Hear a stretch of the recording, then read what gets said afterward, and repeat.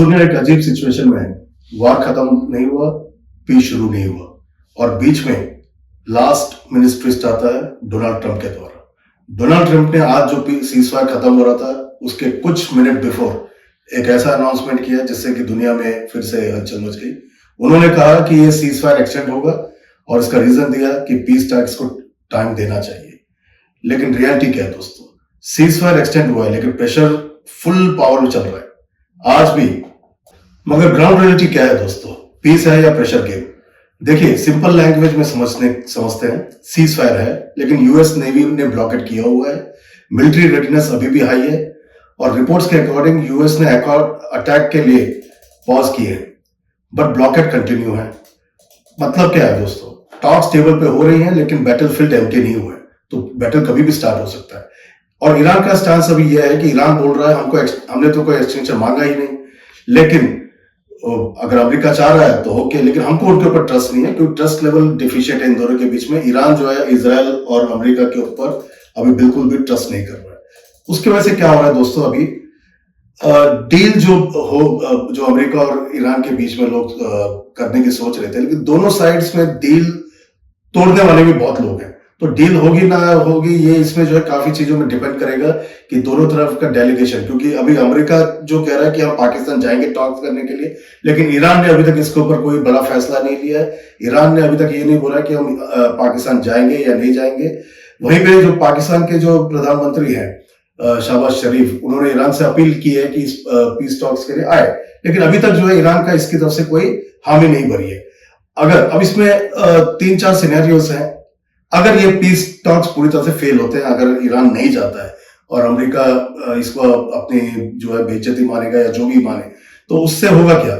उससे ये होगा कि मिडिल ईस्ट रीजन में फिर से बॉम्बिंग स्टार्ट होगी, नेवल कॉन्फ्लिक्ट जो है एस्केलेट होंगे, जो स्ट्रेट ऑफ हॉर्मुज और जो गल्फ ऑफ पर्शिया में चल रहा है वो फिर से उसको जो है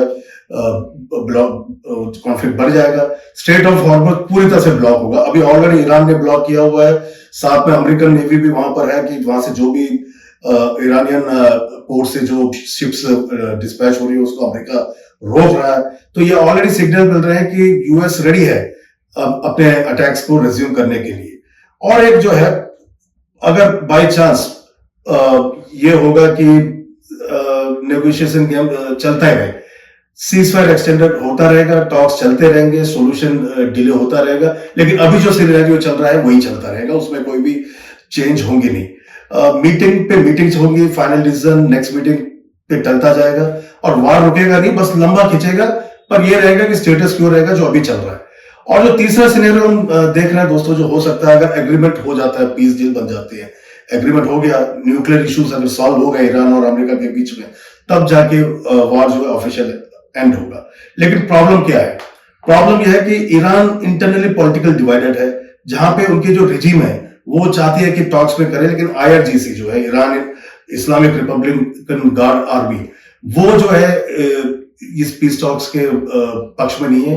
वो अभी भी जो है पीस टॉक्स से अलग रहना चाहती है और लड़ाई करना चाहती है। तो वहां पे ईरान के बीच में ये जो पॉलिटिकल कॉन्फ्लिक्ट चल रहा है, यूएस में भी एक प्रेशर चल रहा है कि बहुत से लोग चाहते हैं कि ये जो है वार जल्दी खत्म हो, और क्योंकि अमेरिका में बहुत ही भयंकर महंगाई बढ़ चुकी है, इन्फ्लेशन बहुत हाई है, जो $2 सेंट्स में जो वहां पे पेट्रोल मिलता था 4 या 5 सेंट तक चला गया, तो काफी वहां पे भी असंतोष है। लोग चाहते हैं कि ये पीस हो और एनर्जी डिफिशिएंसी जो कम हो। अब यहाँ पे है कि एग्रीमेंट पॉसिबल तो है, लेकिन गारंटी कोई नहीं दे सकता, क्योंकि यहाँ पे इजराइल जो है वो बिल्कुल पीस नहीं चाहता, इजराइल अभी भी लड़ाई चाहता है। तो इजराइल की जब तक दखलंदाजी रहेगी, अमेरिका पूरी तरह से पीस चाहेगा नहीं। तो एग्रीमेंट पॉसिबल तो है, लेकिन because of lack of trust ये जो है लड़ाई जो है या जो जिस तरह का जो चल रहा है वो चलता रहेगा। अब इसकी वजह से क्या है? ऑयल शॉक चल रहा है पूरी दुनिया में। स्ट्रेट ऑफ हॉर्मुज जो वर्ल्ड में ऑयल सप्लाई करने का एक बहुत ही इंपॉर्टेंट रूट है, वहां पे कई दिनों से जो है डिस्टर्बेंस चल रहा है। उसकी वजह से दुनिया में कई जगह पे ऑयल की कमी हो चुकी है। अगर ये रूट ऐसे हिलता रहा तो दुनिया का जो फ्यूल सिस्टम है ऐसे परेशान होता रहेगा, हिलता रहेगा। अब इसकी वजह से क्या होगा? ग्लोबल इकोनॉमी में जो इन्फ्लेशन जो बढ़ रहा है ऑलरेडी और बढ़ेगा।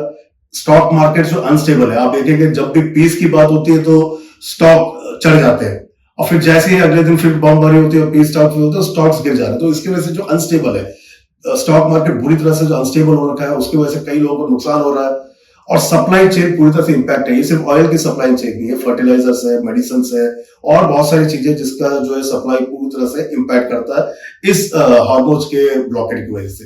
अब वार एक रीजन होता है, हम देखिए दोस्तों, वार सिर्फ एक रीजन हो रहा है। हम लोग कह रहे हैं कि गल्फ में वार हो रहा है, उसका हमसे क्या होगा, लेकिन महंगाई ग्लोबल हो जाती है, उसका असर हर किसी पे पड़ता है, गरीबों पे, वो दुनिया में कहीं पे भी रहे।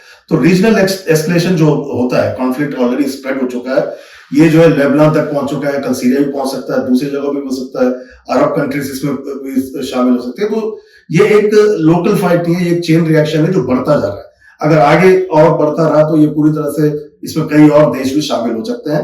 तो वार जो है एक रीजन की नहीं है, ग्लोबल फाइट भी बन सकती है कभी भी।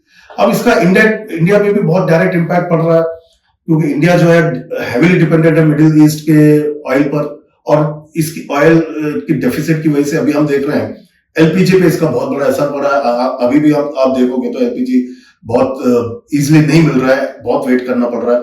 अभी तक पेट्रोल और डीजल पे इंपैक्ट नहीं पड़ा है, लेकिन आगे अगर ये पीस टॉक्स फेल होती हैं, फिर से वॉर स्टार्ट होता है और ये वॉर और आगे किसी, तो इंडिया के ऊपर ये इंपैक्ट होगा कि जो मिडिल ईस्ट में टेंशन बढ़ता है तो इंडिया पे पेट्रोल का मीटर भी फास्ट बढ़ता है, तो पेट्रोल के ऊपर बहुत बुरी तरह से उसका आगे आने में पड़ सकता है। और इसका असर हम देख रहे हैं, आजकल इन्फ्लेशन जो है इंडिया में बढ़ चुका है। जो चीज पहले 10 रुपए मिलती थी, आज 15 रुपए में मिल रही है। हर जो है छोटी से छोटी और बड़ी से बड़ी चीजों के प्राइस में इसका रेट पे इसका फर्क पड़ रहा है। रूपी में प्रेशर बढ़ता जा रहा है, क्योंकि जब भी ब्लॉकेज होता है तो जो इंटरनेशनल क्रूड ऑयल है उसका रेट बढ़ता है, और क्योंकि क्रूड ऑयल का जो ट्रेड होता है वो डॉलर पे होता है। जब क्रूड ऑयल का रेट बढ़ेगा तो डॉलर भी स्ट्रेंथ होगा, तो इंडिया को डॉलर में खरीदना पड़ता है, तो उससे रुपये में प्रेशर पड़ रहा है, ट्रेड का इम्बैलेंस हो रहा है इंडिया पे। तो इसके वजह से जो इंडिया के जो ग्लोबल कॉन्फ्लिक्ट का जो बिल है इंडिया के मिडिल क्लास के ऊपर ही पड़ रहा है। आज की डेट में मिडिल क्लास इसमें बहुत ज्यादा इंपैक्ट हो रहा है हर तरह से। अब इसमें जो ट्रेड और इसमें जो इंपैक्ट पड़ रहा है, हार्मोज का जो रूट रिस्की हो चुका है, वो एक ऐसा चोक पॉइंट बन चुका है जिसने हमारे पूरे ग्लोबल सप्लाई चेन को शॉक कर दिया है। तो अभी डिप्लोमेटिक चैनल्स भी बहुत ही चैलेंजेस है इंडिया के पास, इंडिया को बैलेंस करना पड़ रहा है। यूएस भी इंडिया का बहुत पुराना स्ट्रेटेजिक टाइज है यूएस के साथ, साथ ही ईरान के साथ हमारे एनर्जी रिलेशंस है, साथ ही साथ कल्चरल रिलेशनशिप्स भी है, तो हमको दोनों के साथ मेंटेन करना पड़ रहा है। तो इंडिया को तो अभी एक ऐसा गेम खेलना पड़ेगा कि दोनों साइड हमारे लिए इंपॉर्टेंट है, तो किसी को भी नाराज ना करें, दोनों के साथ रहे, क्योंकि हमको ऑयल भी चाहिए और अमेरिका के साथ जो टाइस है वो भी चाहिए।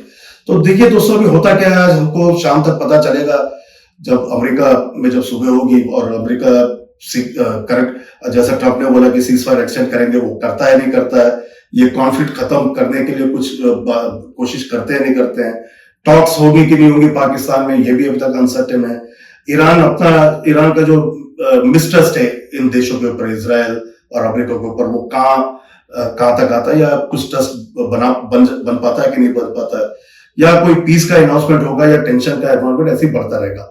वार अगर नहीं रुकी और बस ऐसी होल्ड पे रही तो इसकी वजह से भी बहुत ही प्रॉब्लम होती रहेगी हमको, क्योंकि डिसीजन जो डिले होता है वही बहुत डेंजर होता है। तो कोई ना कोई हमको देखना पड़ेगा दुनिया के जो वर्ल्ड लीडर्स हैं इसमें क्या इंपॉर्टेंट डिसीजंस लेते हैं। अगर ट्रंप और ईरान की रिजिम बैठ कर कुछ बात करती है तो हो सकता है कुछ होगा, लेकिन अगर पीस टॉक्स आज फेल हो गई तो कल की हेडलाइन ये होगी कि सीज फायर एक्सटेंड नहीं हुआ लेकिन वार रिज्यूम हो गई। तो लेट्स होप कि वार रिज्यूम ना हो और वार का इंपैक्ट ना किसी बाकी दुनिया में पड़े, और स्पेशली देश के पेट्रोल पंप पे ना पड़े इंडिया के, जिसकी वजह से आप लोगों का जो मंथली बजट जो होता है वो ना बिगड़े। हम यही ख्वाहिश करते हैं कि वार रुके जल्दी और मिडिल क्लास और जो सामान्य जनता है उसको इस प्रॉब्लम से छुटकारा मिले। अगर आपको ऐसे क्लियर और जियो पॉलिटिकल सब्जेक्ट्स के ऊपर वीडियोस देखनी है तो हमें लाइक करिए, शेयर करो, सब्सक्राइब करो आरके व्यूज ऑन वेट टॉक शो, क्योंकि यहाँ सिर्फ न्यूज नहीं रियलिटी भी डिकोड होती है। तो दोस्तों आज के लिए साइनिंग ऑफ, देखते रहिए वेट टॉक शो।